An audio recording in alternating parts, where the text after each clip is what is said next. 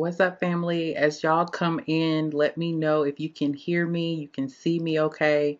Give me a thumbs up.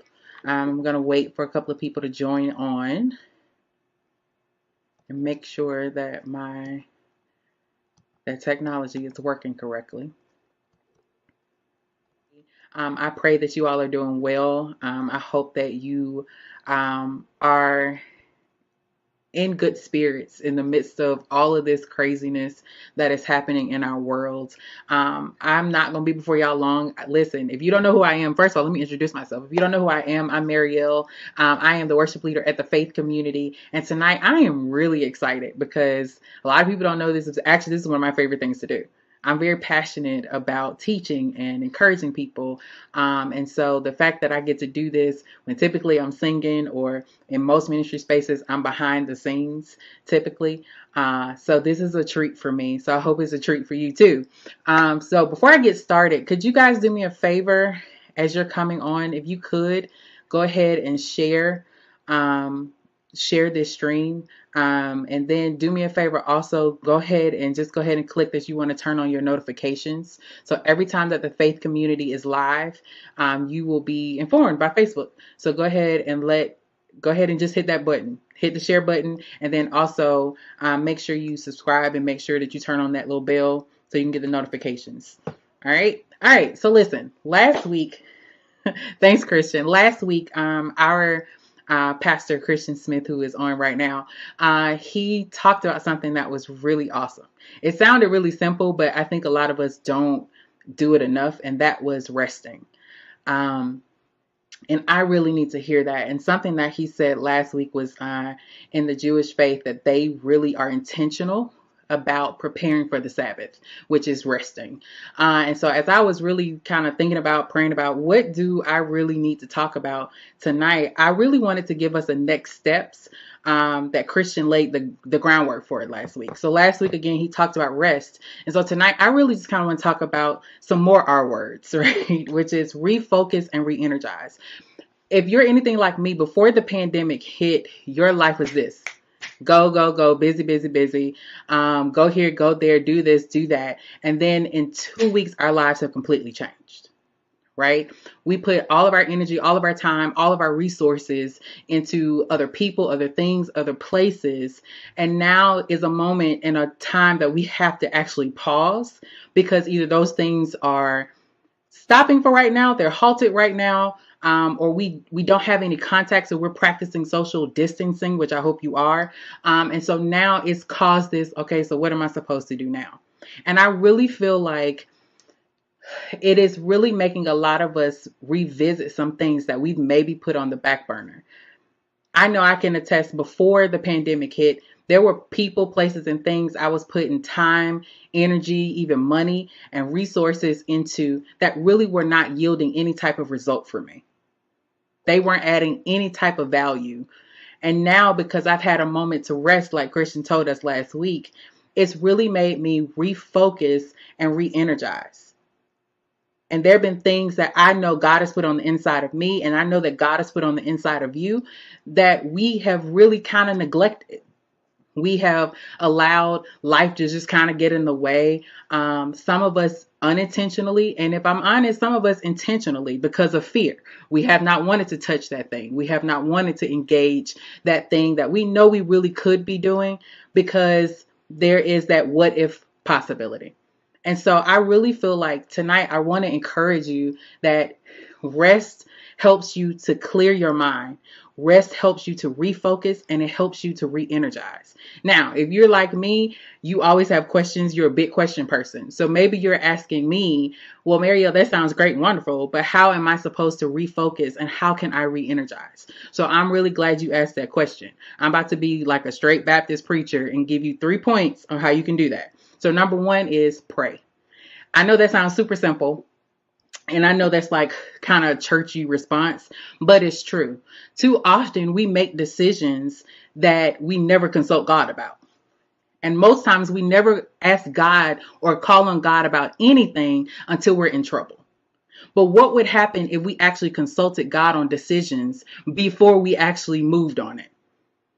What if we actually took the moment and took the time just to consult God on clarity of vision, on clarity of discernment. That's nothing but a big fancy word for God, what's right and what's wrong. That I have a clear perspective on that.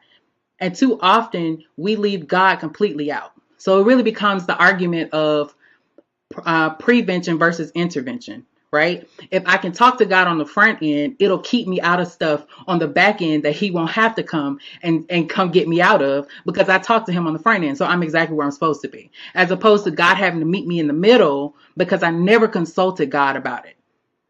So to refocus and re-energize, now you need to ask yourself, where should I be giving my attention to? What is priority for me right now? For you, some of you, it may be filling out that application to go back to school. Maybe it's writing a book. Maybe it's starting the business. Maybe it's just cleaning out the closet. I don't know. But whatever that thing is, whatever you do, have you consulted about it? Have you consulted God about it?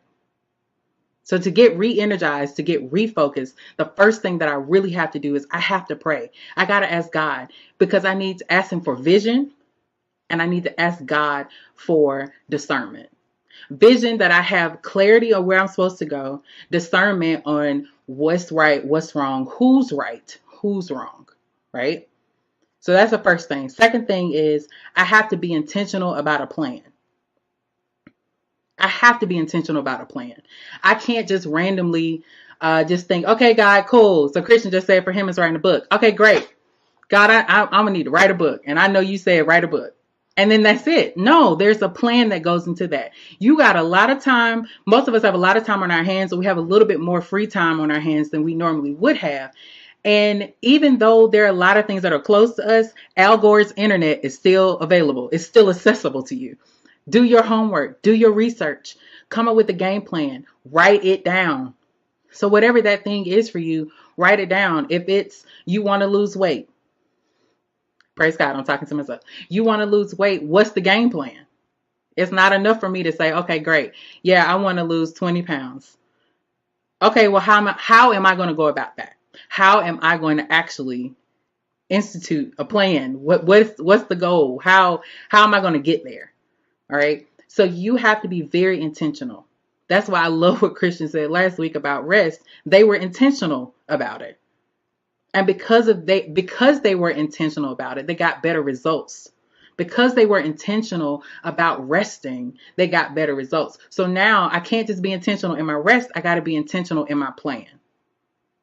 I have to figure out, what am I going to do? How am I going to do it? Period. End discussion. So we're going to refocus, re-energize. The first thing we got to do, we got to pray, right? Pray for discernment. And we got to pray for vision.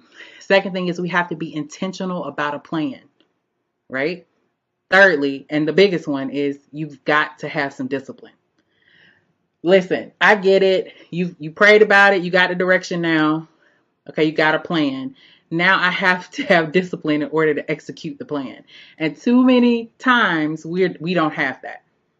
The plan is just sitting over there collecting dust, and we have not actually practiced the discipline that it takes in order to make that thing happen. So listen, you have got to be intentional yet again. So let's say you're like, okay, we're going to start the business. We're going to write the book. You can't wallow in bed all day.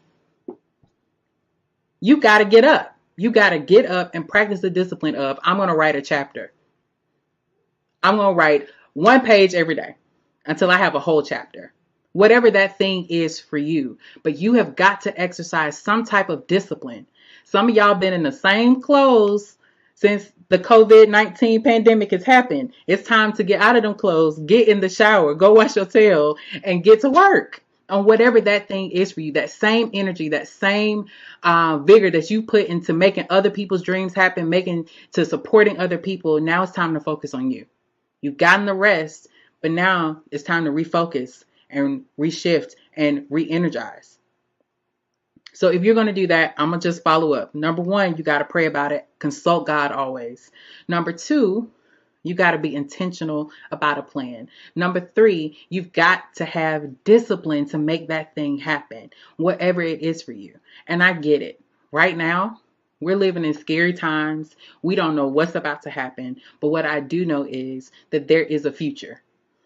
We won't always be here. So a big part of you being able to refocus and re-energize is you got to see past the now. You got to see past where we are right now, because we won't be here always. That you have got a game plan, that you have made up in your mind. I know exactly where I'm supposed to go. I always like to tell people, people say, oh, I have a dream or vision. What's the difference? For me, it's simply this.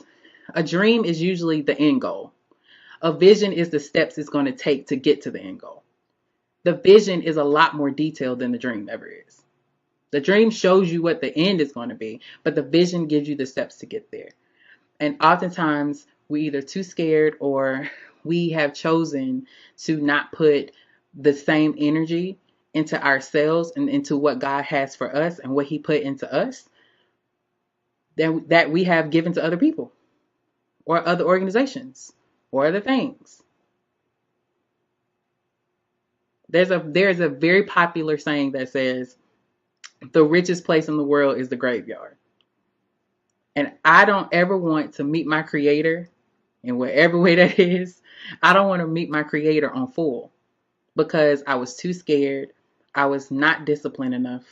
I did not take the time that it took in order to really apply myself and to do everything that he put in me, that God put in me. So I really hope that last week you really heard Christian when he told you that you needed to rest, because you're not going to be able to see any of this if your mind is cluttered. Until you get actual rest, rest really helps you with your creativity. And I really want to say something. Rest is not just taking a nap. Though, Christian, I really do hope that you take that nap at some point. Like, I hope it happens this week if it has not already happened. That can be a part of it. But resting is simply being able to clear your mind. So maybe that's reading a good book. Maybe that's Netflixing. Maybe that's Netflixing and chilling for some of y'all. I don't know. But whatever that is, that can be rest. It's just to give your brain a break. Just take a moment and just pause. So I hope that you all really actually heard what he said last week and really try to institute that and really try to have some rest. So then that way you are able to re-energize. You're able to refocus. And so because I like to always keep re-emphasizing what I just said, the 3 ways you're going to do that is you got to pray about it.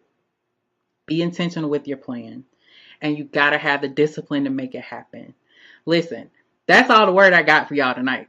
I really pray that as you all really go to God about what's the next step and what you should do, that you hear from him clearly and that you get clear direction on what you need to do. That you have discernment on who's the right person to go to, or who is the right person to talk to, or who's not the right person to go to, who's not the right person to talk to. So that's really my hope for you. If you need anything, of course, we are a community, so feel free to reach out. Do me a favor, if you haven't already, turn on your notifications so every time we're live, you'll know it. You won't miss a thing. You won't miss a beat. And I know that we have some awesome content coming your way.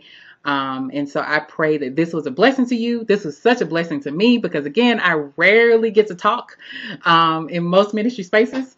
And so I am excited. I'm excited. I'm trying to read y'all's comments right now because it did not. Y'all, they're going back and forth. That's hilarious. But I pray that you all have an incredible, productive week. And that you will refocus, you will reshift, you will re-energize, and that I promise you, the only way you can do that is you get some rest and just kind of clear your mind.